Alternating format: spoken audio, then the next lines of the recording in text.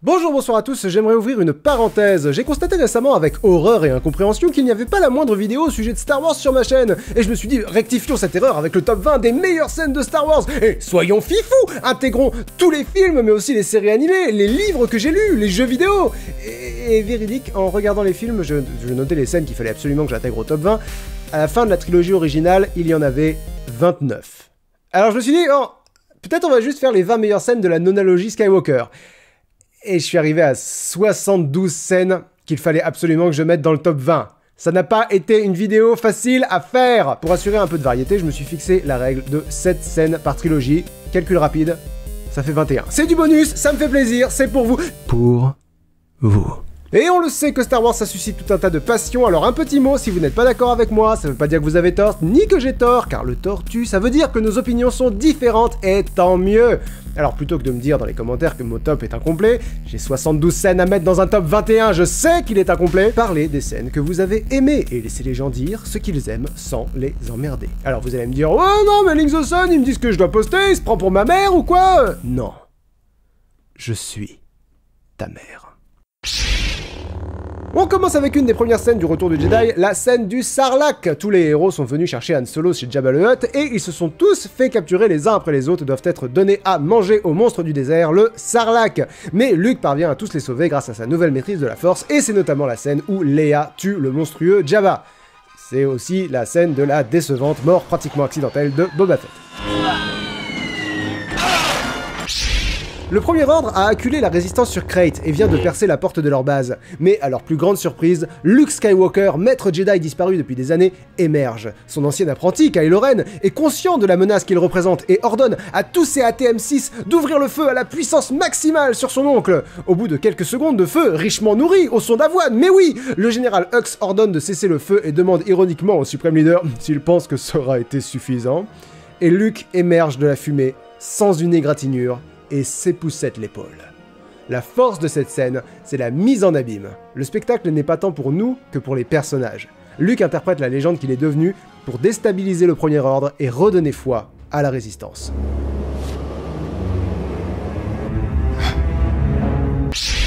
Alors qu'il vient de se faire transformer en raclette, le chancelier suprême Palpatine ordonne à l'armée de clones de la République, dont il est de facto le chef, d'exécuter l'Ordre 66. L'ordre en question étant d'éliminer tous les chevaliers Jedi. Alors la scène est handicapée par le fait que les Jedi qu'on connaît vont s'en sortir, Yoda et Obi-Wan en tête, mais ce qui rend la scène de l'Ordre 66 extrêmement forte, c'est de voir Anakin Skywalker tuer les jeunes apprentis. Padmé, je t'aime. Tu dis ça parce que tu es amoureux? Oui. Tu m'aimes à quel point? Je pourrais tuer des enfants pour arrêter de rêver que tu vas peut-être mourir en donnant naissance à notre enfant. Quoi? On retourne au dernier Jedi, l'avant-dernier film de la saga, avec la bataille de Crait. Pour moi, c'est la plus belle bataille de toute la saga au niveau visuel. Et une bataille avec un message essentiel. Au moment où Finn décide de se sacrifier pour faire gagner du temps à la résistance, Rose le sauve et avoue son amour pour lui et lui dit qu'ils ne gagneront pas la guerre en tuant ceux qu'ils haïssent, mais en sauvant ceux qu'ils aiment. J'adore cette idée, j'adore ce message, et les couleurs de cette bataille sont magnifiques. Crait est l'une des plus belles planètes de la saga. Obi-Wan affronte Dark Vador sur Mustafar dans La Revanche des Sith. Beaucoup de poids pesait sur cette scène, le retournement d'Anakin contre son maître et ami. Non seulement elle remplit son rôle avec l'un des meilleurs combats au sabre laser de la saga, dans l'un des décors les plus marquants de la saga, mais en plus, on voit Anakin passer au barbecue, justifiant la nécessité de lui procurer l'armure iconique de Dark Vador. Et en plus, c'est la haine d'Anakin et son arrogance qui lui font perdre ce duel. Consumé littéralement par le feu, comme il est métaphoriquement consumé par le côté obscur.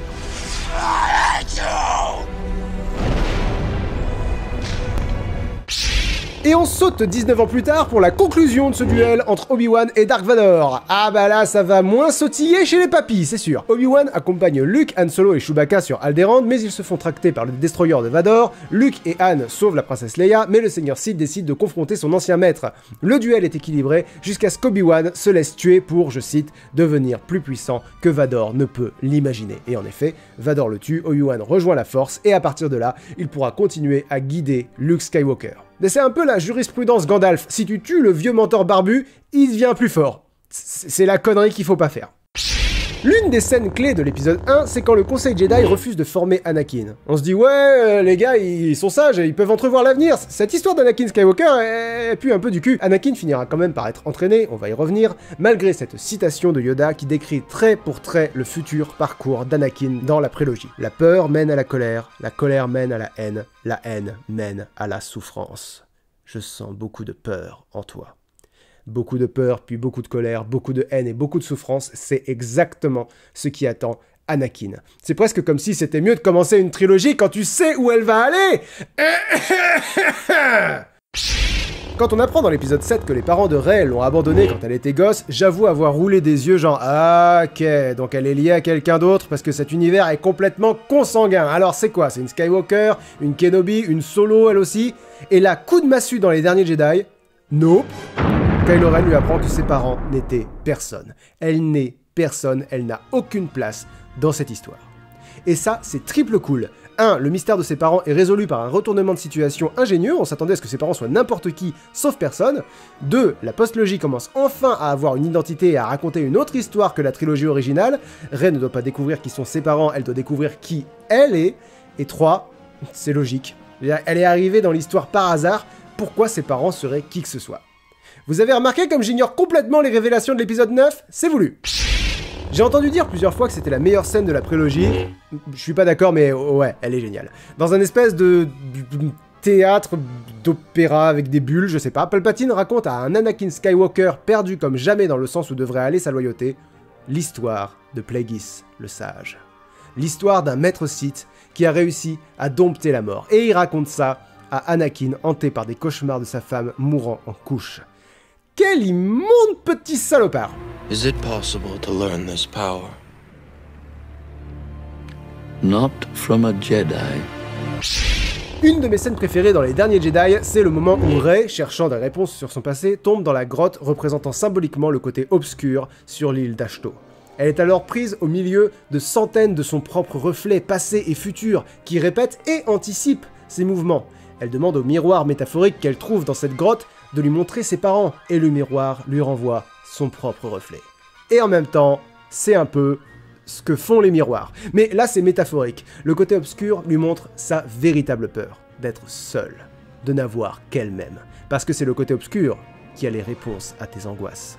Et évidemment, cette scène est un écho d'une autre scène dont on parlera plus tard. La meilleure scène de l'épisode 3, d'après moi, c'est la scène où Anakin Skywalker devient Dark Vador. Je veux pas dire quand il récupère l'armure, je veux dire quand il prête allégeance à Dark Sidious. Et j'inclus le combat entre Mace Windu et Palpatine là-dedans. Parce que tout est orchestré au poil de fion dans ces deux scènes. Les 6 relations interpersonnelles sont sur la corde raide. Palpatine manipule Anakin en lui rappelant que lui seul peut sauver sa femme. Palpatine manipule Windu en lui faisant renvoyer ses propres éclairs, ce qui attise la pitié d'Anakin. Ce dernier veut protéger Palpatine parce qu'il est le seul à pouvoir sauver sa femme, mais en plus, il se méfie de Mace Windu, qui est en train d'envisager de tuer un homme malgré les règles des Jedi. Et c'est ça l'aspect brillant de cette scène, le mécanisme essentiel de cette scène. Mace Windu a peur de Palpatine. C'est pour ça qu'il envisage de le tuer. Anakin suggère de laisser la justice faire son travail, mais Windu a en tête les propos de Sidious juste quelques minutes avant. Il est le Sénat. Il a la main mise sur la justice. Si Mace Windu avait juste dit « T'as raison Anakin, j'ai été aveuglé par mes sentiments, merci de m'avoir rappelé la voix du Jedi », tout se serait passé autrement. Mais non, Mace lève son sabre, Anakin le désarme, se rendant complice du meurtre d'un Jedi, faisant sauter son dernier rempart moral, et il devient Dark Vador. On revient à l'épisode 6 pour une scène nettement moins subtile mais tout aussi efficace, la première fois que Luke rencontre l'Empereur. Jusque-là, Sidious n'a pas arrêté de dire que tout se passe selon son plan, qu'il a tout anticipé. Mais la rébellion s'apprête à attaquer l'étoile de la mort par surprise. Et Luke apprend, en même temps que le public, que ça aussi, l'Empereur l'avait anticipé. Ça cimente le personnage de l'Empereur comme ce maître stratège qui a toujours 3 coups d'avance. Vous avez remarqué comme j'ignore complètement l'épisode 9? C'est voulu! Le moment qui laisse voir pour la première fois Dark Vador derrière la façade colérique mais droite d'Anakin Skywalker, c'est le premier moment où la peur cède à la haine. Sa mère a été kidnappée par des hommes des sables et Anakin la retrouve quelques secondes avant sa mort. Pris de rage, il massacre la tribu Tusken, femmes et enfants inclus. La mort de sa mère et son incapacité à la sauver donneront à Anakin son obsession de vaincre la mort et sa volonté d'acquérir toujours plus de pouvoir. Je serais même pas surpris que Palpatine ait orchestré d'une façon ou d'une autre le kidnapping de la mère d'Anakin. Et quand l'épidémie de coronavirus a commencé, est-ce qu'on sait où il était, Palpatine ? Il était pas en Chine, Palpatine? Ouais. L'une des scènes très controversées des derniers Jedi, c'est le moment où Kylo Ren tue Snoke. Mais pour moi, on pouvait difficilement mieux caractériser le fait que le fils d'Han Solo était infiniment plus puissant et retors qu'on ne l'avait imaginé. Et je vais aussi inclure la bataille contre la garde de Snoke juste après dedans, parce qu'elle est très chouette et que je trouve le décor magnifique. Si je peux glisser quelques-unes de mes 72 scènes en bonus à gauche à droite, hein, bah, voilà, c'est sympa.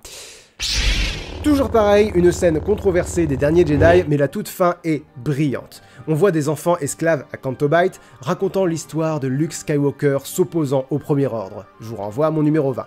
Les gamins se font engueuler et celui qui raconte l'histoire sort. Il attire un balai à lui grâce à la force, dévoile qu'il porte une bague symbole de la résistance et regarde vers les étoiles, tenant son balai comme un sabre laser. Certes, cet enfant n'est personne, mais à la fin de l'épisode 7, on se souvient que la force est partout et l'étincelle de la rébellion est bien vivante. Je vais tricher et mettre deux scènes en une encore une fois, la vie est injuste, fais-toi une raison, les deux premières leçons de Yoda à Luke sur Dagobah. La deuxième leçon, c'est la scène où il doit faire léviter son X-Wing qui s'enfonce dans le marécage, la fameuse scène qu'on retient pour la citation « Fais-le ou ne le fais pas, il n'y a pas d'essai ». Personnellement, je préfère l'échange de Luke qui dit « Je n'arrive pas à y croire » une fois que Yoda a sorti le X-Wing des marais, et Yoda qui lui répond « Voilà pourquoi tu échoues ». Et la première leçon, c'est la scène de la grotte, la fameuse scène qui trouve son écho dans Les Derniers Jedi. Yoda dit à Luke que le côté obscur y est fort, que Luke n'a pas besoin de son sabre laser s'il y entre, et qu'il y trouvera ce qui l'y amènera.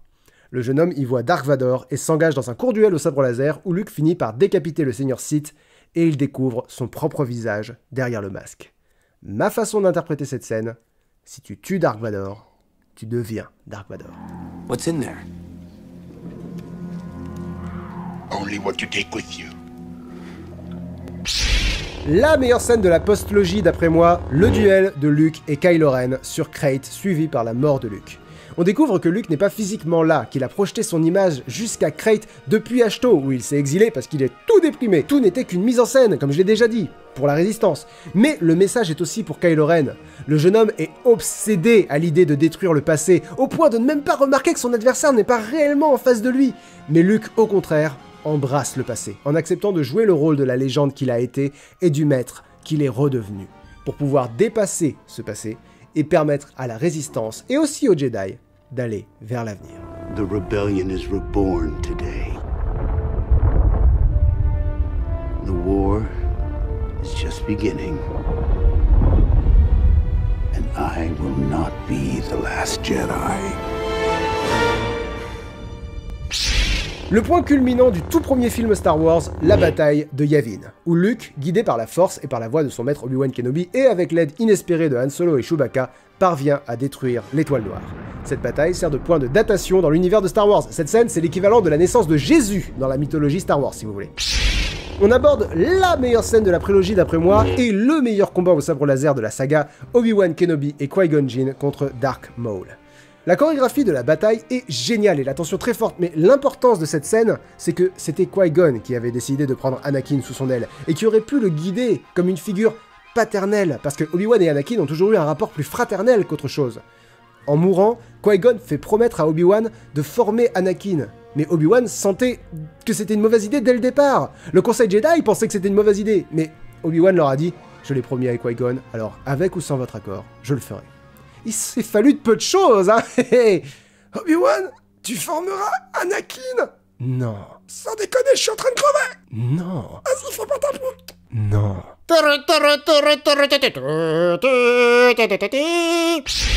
La scène la plus iconique de Star Wars, le plot twist qui a mangé tous les autres plot twists, l'une des phrases les plus connues de l'histoire du cinéma. Je suis ton père. À l'époque de la sortie en salle, personne ne croyait que c'était vrai. Les gens se figuraient que c'était une manipulation de Vador, au point que Lucas a dû ajouter des lignes de dialogue dans le 6 pour que Yoda et Obi-Wan reconnaissent à voix haute que c'est la vérité. Et c'est d'ailleurs dans cet épisode 6 qu'on trouve la meilleure scène de toute la saga d'après moi, mais avant ça, je vous mitraille quelques mentions honorables dans l'ordre de sortie des films. La scène où Obi-Wan apprend à Luke que son père est mort et lui offre son sabre laser. An elegant weapon for a more civilized age. La bataille de Hoth avec les AT-AT. La scène où Han Solo est mis en congélation carbonique et le célèbre échange. I love you. I know. L'affrontement entre Dark Vador et Luke Skywalker à la fin de l'épisode 6.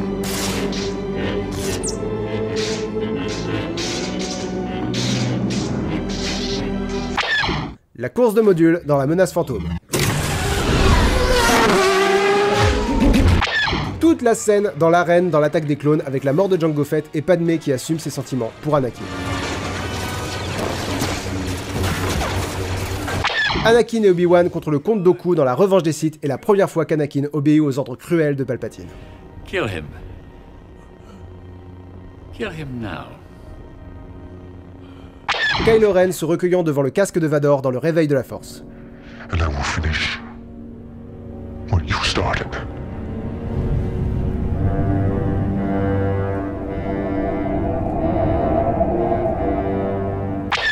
La manœuvre Holdo. Je sais que cette scène n'a aucun sens, mais elle crée une véritable héroïne de guerre et en plus, cinématiquement, c'est un vrai plaisir.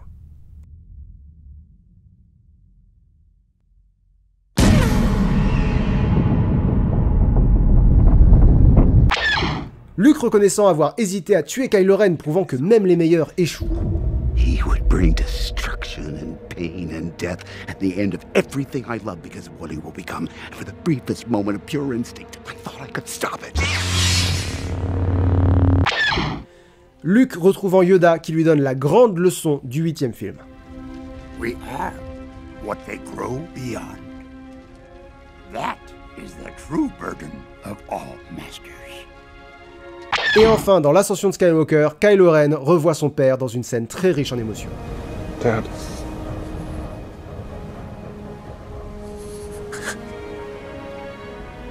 I know. Je vous ai dit que normalement les parenthèses sont pas censées durer plus de 12 minutes, on est comment là? Oh, oh, oh, oh, même les meilleurs échouent, mais certains plus que d'autres semble-t-il. Allez, rapidement, le numéro 1.